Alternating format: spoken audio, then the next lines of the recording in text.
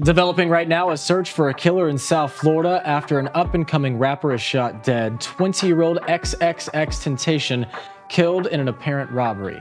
The search for a killer begins in South Florida after an emerging rapper is gunned down. 20-year-old XXXTentacion is killed during an apparent robbery. Four men entered a motorcycle dealership parking lot on June 18, 2018 wearing masks and carrying plans to commit murder. 20 seconds. That's all it took. Just 20 seconds to rob and gun down a 20-year-old sitting inside his BMW. 20 seconds that would trigger one of hip-hop's longest, darkest, and most dramatic criminal cases. And 5 years later, after 5 brutal years, every one of those men faced the consequences. But here's where this case gets shocking. The surveillance footage, the social media flexing, the informant who turned, the courtroom kiss, the judge who unleashed his anger. This story keeps revealing another layer, and today we're breaking every part of it down. Let's get into it. To understand how devastating this loss was, you have to understand who Joseph Dwayne Ricardo Enroe really was. Not simply the controversy, but the cultural weight this young man carried. Born in Plantation, Florida, January 23, 1998. Raised in Lauderhill. This wasn't someone who had everything handed to him, fam. He experienced poverty, family instability, the foster care system, and real-life struggles that shaped the darkness and sensitivity heard throughout his music. Because here's what people who overlooked X failed to understand. This man was complicated, not only as a person, but also as an artist. You hear sad, and you feel authentic heartbreak. You hear Jocelyn Flores, and it hits differently because you know he genuinely understood that pain. His album arrived in March 2018 and debuted at #1 on the Billboard 200, putting him on top of the world at only 20 years old. But let's keep it completely real. X wasn't free from controversy, including allegations, domestic abuse, charges, and court cases. All of that is documented, real, and deserves to be acknowledged as well today because those facts are part of the picture. We're not here to create a perfect image, but we are here to talk about justice. Because no matter who someone is, nobody deserves to be gunned down in a parking lot over $50,000. Nobody. And the men responsible believed they would walk away free. They were wrong. By summer 2018, X had just withdrawn $50,000 in cash from the bank. This wasn't hidden, and that detail would become extremely important. Remember it. June 18, 2018, Deerfield Beach, Florida. It looked like an ordinary afternoon. X arrives at Riva Motorsports, an upscale motorcycle and watercraft dealership in Broward County, driving his BMW. He's accompanied by a relative. Nothing seems unusual. He's shopping, enjoying his life, doing what a 20-year-old with money might do. But this is where everything turns. While X is inside the dealership, 4 men arrive outside in an SUV. And fam, these weren't random strangers who happened to be nearby. The 4, Michael Boatwright, Trayvon Noem, Dedrick Williams, and Robert Allen, were ZMF gang members from South Florida who had gone out that day looking to rob people. Now, here's the detail that changes the entire story. According to prosecutors and Robert Allen's testimony, Allen, the one who eventually flipped, these 4 had no idea X would be there. They had stopped at Riva to purchase masks. Masks. Gang. The robbery masks they needed for the crime they were already preparing to commit. Then they spotted Joey Onroy, a kid known to have withdrawn $50,000, heading toward his car. They realized they had found the perfect target standing right there. They made their move right there. At approximately 4 p.m., X walks toward his BMW. 2 of the 4, Boatwright and Newsom, are wearing masks. They move in. The surveillance cameras inside and outside Riva capture everything. And what those cameras reveal is a 45-second confrontation that ends with Michael Boatwright firing multiple shots at X through the driver's side window. X is struck. His Louis Vuitton bag, along with $50,000 in cash, is grabbed. The 4 men rush back into the SUV and speed away. Jay Onroy is rushed to Broward Health North. He is pronounced dead shortly after arriving. He is only 20 years old. His son, Geeky Onroy, hasn't even been born yet. His mother, Cleopatra Bernard, receives a phone call no mother should ever have to get. Within hours, the entire world knows. The internet erupts. And in South Florida, 4 men believe they've pulled off the perfect crime. they haven't even begun to realize what's coming for them. This is where the story turns from tragedy into straight-up detective work. And this crucial part is what separates these four from every criminal who ever believed they were untouchable. And the clock was already closing in fast. 2 days. That's all it took for the first arrest. June 20th, 2018. Dedrick Williams, 22 years old, is taken into custody. But why Williams first? Investigators were pulling surveillance footage, matching vehicle descriptions, questioning witnesses, and Williams already had a paper trail. He was on probation, a detail that would become extremely important later. Within weeks, police released the footage publicly and announced a $3,000 reward for information. The streets started talking. Then, on July 5th, less than 3 weeks after the murder, Michael Boatwright was arrested, but initially not for the killing. He was picked up on unrelated drug charges. Cops had him sitting in a cell when detectives walked in and handed him a murder warrant. Boatwright thought he was facing a short bid over drugs. Nah, fam, game over. But here's what truly locked Boatwright into this case. When investigators searched his phone, and y'all, this is exactly why you don't Google reckless things after committing a crime, they discovered that immediately after the murder, Boatwright had searched his browser for accessory to murder and XXXTentacion. He was trying to understand just how much trouble he was facing. That search history became evidence inside the courtroom. August 7th, Trayvon Noem, 20 years old, was arrested. Now, the fourth man, Robert Allen, watched all 3 of his boys get taken down one after another. And Allen made a decision, a brutal self-preservation decision. He flipped. On August 12th, 2022, for years after the murder, Allen accepted a plea deal. He pleaded guilty to robbery with a firearm and the lesser charge of second-degree murder in exchange for testifying against Boatwright, Newsom, and Williams. And what Allen handed prosecutors was everything. And suddenly, the entire case looked even more dangerous for everyone involved. He explained exactly how they ended up at Riva. He identified who was wearing the masks in the surveillance footage. He named Boatwright as the shooter, Newsom as the man who grabbed the bag, and Williams as the getaway driver. He even told the court that Boatwright had reassured Allen after the murder, telling him Allen could only face accessory charges because he wasn't the trigger man, which explains why Boatwright had been searching for that information in the first place. Allen basically handed prosecutors the entire case on a silver platter. But here's the thing about surveillance footage and cell phone data. The prosecution didn't have to depend on Allen alone. They had X's murder captured on video. They had cell phone location data placing all 4 suspects near Riva. And then they had perhaps the most incriminating act of self-destruction imaginable. Social media posts showing Boatwright, Newsom, and Williams just hours after the murder, flashing fistfuls of $100 bills on camera, laughing after they had just killed a man. No cap. These men practically built the prosecution's case themselves. February 7th, 2023, nearly 5 years after Josh Roy was murdered, the trial of Michael Boatwright, Trayvon Noem, and Dedrick Williams finally began at Florida's 17th Judicial Circuit in Broward County. 5 years. Seriously, let that sink in. 5 years of Cleopatra Bernard waking up without her son. 5 years of Jacome growing up without his father. 5 years of X's fan base waiting for answers. This trial was long overdue. Lead prosecutor Pascal Achille laid out the case clearly. This was a robbery that became murder. The crew had gone out that day specifically looking for people to rob.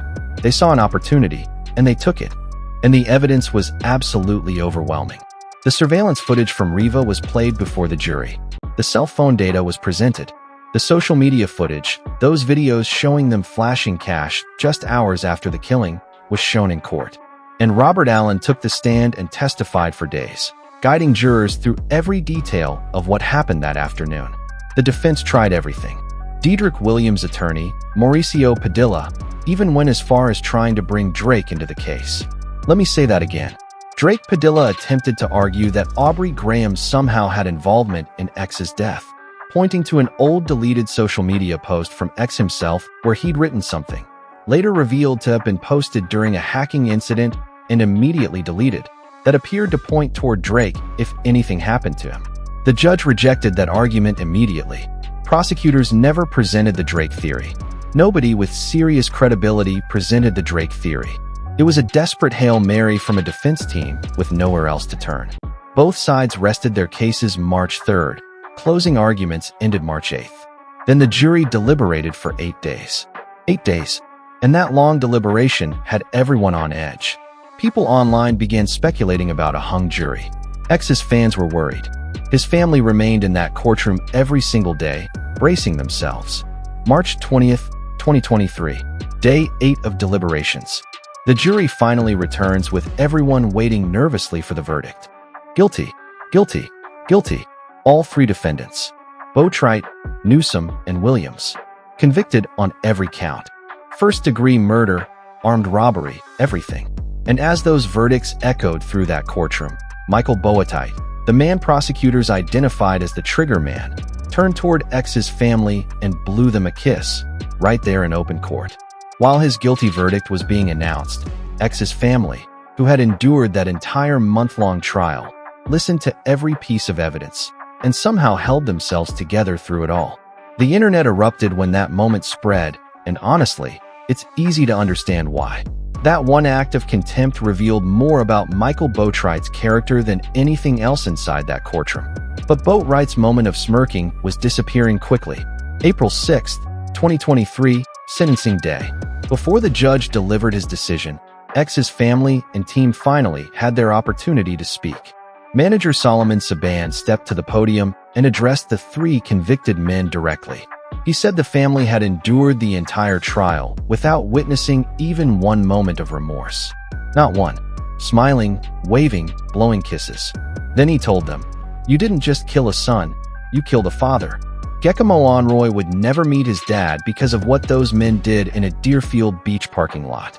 X's great-aunt delivered a statement for herself and X's grandmother, who had suffered a stroke and physically couldn't attend the sentencing.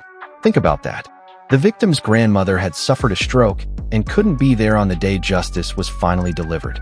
That's the heartbreaking weight of grief this murder left behind for everyone involved inside that courtroom that painful day and beyond. Then Judge Michael Usen stepped in, and Judge Usen held absolutely nothing back. He addressed every man. But when he turned to Boatwright, his words hit differently. He told him that by standing in that parking lot and pulling the trigger, Boatwright didn't simply take one life. He took 5 lives, including his own. Then the judge took it even further. He told Boatwright to imagine his prison cell. That cell is his furniture now. Every hour, every day, every week, every year he spends inside that cell. And someday they'll open it and find him gone. Only then will his sentence truly be finished. That's not simply a judge reading a legal punishment from a page. That's one man looking another man directly in the eyes that day and making him face the full weight of what he had done. Then the sentences were handed down. Michael Boatwright received 2 consecutive life sentences without parole, plus another 30 consecutive years for probation violations at the time of the murder. He will never see the outside world again. Not ever. Not for one day. Not after an appeal. Nothing. Trayvon Num received life in prison without parole. Dedrick Williams received life in prison without parole. 3 men, all condemned to spend the rest of their natural lives behind bars. Florida law left the judge no other option on first-degree murder convictions. Prosecutors chose not to seek the death penalty, making life without parole mandatory, while Boatwright received additional stacked sentences for being the trigger man while on probation. But now, what happened to Robert Allen, the man who flipped? May 17th, 2023. Allen's sentencing came 6 weeks later. Judge Usen acknowledged that unlike the other 3, Allen had shown what appeared to be genuine remorse. Allen had cooperated, delivered crucial testimony, and even provided authorities with information that helped crack an unrelated cold case murder tied to the ZMF gang, a detail that never received the attention it deserved. Allen received 7 years, with credit for the 4 years, 9 months, and 21 days he had already spent behind bars while the case moved through the courts. That meant Allen would spend roughly 2 more years in prison, followed by 20 years of probation. X's family also addressed Allen's sentencing through his aunt, Deandra Ellis. She said they were satisfied with the sentence, but she acknowledged that the road ahead would still be long. Every day, she said, was simply another day that he was missing. Then Allen spoke directly to the court. He said that if he had to die in prison, so be it. He understood the risk he had taken, and he wanted to do what was right. That courtroom, throughout those months, held more grief and accountability than most cases ever produce. Justice moved slowly, but it kept moving. But here's where the story gets even more unbelievable. And by unbelievable, I mean the kind of moment that makes you seriously question what some people are thinking. October 2024. Michael Boatwright, sitting inside a Florida prison and serving consecutive life sentences, somehow illegally accessed Instagram while incarcerated. Then he posted about the murder. His message made one thing clear. He wasn't sorry for what he had done. He did this after a judge had told him he would die inside that cell. After X's family endured every day of the trial. After his guilty verdict on every count. After everything. This man broke prison rules just to get onto Instagram and publicly declare that he had absolutely no remorse. And that moment seemed to confirm everything X's family had said during sentencing. They never saw remorse because there simply wasn't any. What Boatwright showed inside that courtroom when he blew that kiss wasn't some momentary lapse in judgment. It revealed his true character. And that post from behind bars in 2024 proved it. No cap. Boatwright's additional prison rule violations from that stunt only made the situation surrounding his already impossible sentence even worse. This is the man who thought showing off stolen cash on social media hours after a murder was smart. This is the man who searched for accessory to murder after the fact. This is the man who blew a kiss to a grieving family. Consistency is real, fam. Now, let's step back and look at the bigger picture. Because life continued moving forward regardless of those prison walls. Genesis Sanchez, X's girlfriend and the mother of his son, released a statement following the verdict in March 2023. She said that after 5 long years, X could finally rest in peace. She said Gikomi would never meet his father face to face, but it was her responsibility to make sure that child knew who Joss was. Gecko Monroy was born January 26, 2019, 7 months after his father was murdered. He would grow up knowing his father through music, interviews, and documentaries. He would grow up knowing his father was one of the most streamed artists of his generation. He would grow up knowing 4 men went to prison for what they had done. X's mother, Cleopatra Bernard, has continued protecting and carrying that legacy forward. The estate, the posthumous releases, everything X built, continues. His music still reaches millions of streams every month. Sad. And look at me and Jocelyn Flores aren't disappearing anytime soon. That's what makes trying to erase an artist's impact through a violent robbery so impossible. The music survives, the memories remain, and the legacy keeps speaking long after the people responsible are behind bars. You can't erase the music. You can't erase the cultural footprint. The 4 men who pulled up to Rival Motorsports believed they were about to grab a bag and disappear. Instead, they gave themselves life sentences, gave X's fan base a martyr, and gave the justice system one of the most closely watched hip-hop murder trials in recent memory. Let me put it all together one final time, because this story goes far beyond 4 men standing inside a Broward County courtroom. This case took almost 5 years to reach trial. 5 years filled with delays, motions, pandemic complications, legal maneuvering, and during those years, X's son was born, grew into a toddler, and began learning who his father was through videos playing on a screen. Throughout those 5 years, X's mother had to carry a grieving family, an estate, and a legacy all at once. During those same 5 years, the men responsible sat in county lockup, knowing what was waiting for them, with some of them apparently showing little concern. The streets knew from the beginning. From the moment those social media videos surfaced, showing these men flashing stolen money on camera just hours later, people knew this wasn't going to end any other way. You can't record yourself celebrating a murder and expect to stay free. You can't Google accessory to murder and expect that search to disappear from court. You can't blow a kiss toward a dead man's family in open court and expect anyone to feel sympathy. Every decision these 4 made from the moment they entered that parking lot pushed them closer to where they ended up. There's another lesson here about cooperation and street codes. And I'll say this plainly. Robert Allen, whatever your opinion of him for flipping, gave that family closure. Without his testimony, prosecutors still had powerful evidence, but Allen helped fill every missing piece. He put names to faces, confirmed who fired, who grabbed the bag, who drove the vehicle, and in exchange, he got to leave prison after 7 years instead of dying behind bars. Every man has to decide what he can live with. The hip-hop community followed this trial closely because this wasn't the first young artist lost to street violence, and it won't be the last. But the complete outcome here, all 4 charged, 3 receiving life, 1 cooperating and sentenced, is something that doesn't always happen. Cases go cold, evidence disappears, and witnesses refuse to speak. Here, the truth stayed alive long enough for the system to finally deliver consequences. Here, the system moved slowly, but it moved all the way. Joroy never got to watch his son take his first steps, never got to release another album, and never got to see what the future held for a 20-year-old with a #1 record and an entire world ahead of him. The verdict couldn't bring him back. Justice never can. But Cleopatra Bernard sat inside that courtroom and watched all 3 men get convicted. Janice Sanchez got to tell her son, while X's great-aunt got to stand at that podium and speak for a grandmother who survived a stroke and was simply trying to hold on long enough to see this day. That's what justice actually looks like in the real world. It isn't clean. It isn't as satisfying as movies make it seem. It's real, documented, and permanent. Michael Boatwright, Trayvon Noem, and Dedrick Williams will never walk out of prison.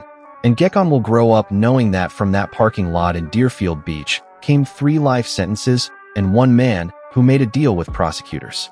This case had everything: drama, betrayal, arrogance, grief, and ultimately accountability. If you've stayed with this story until the end, tell me what you think. Was justice fully served? Should Alan have received more time? And what does it say about our culture when artists are lost to violence before they even reach 25? Real recognize real. Yason Roy was real. His music proved that.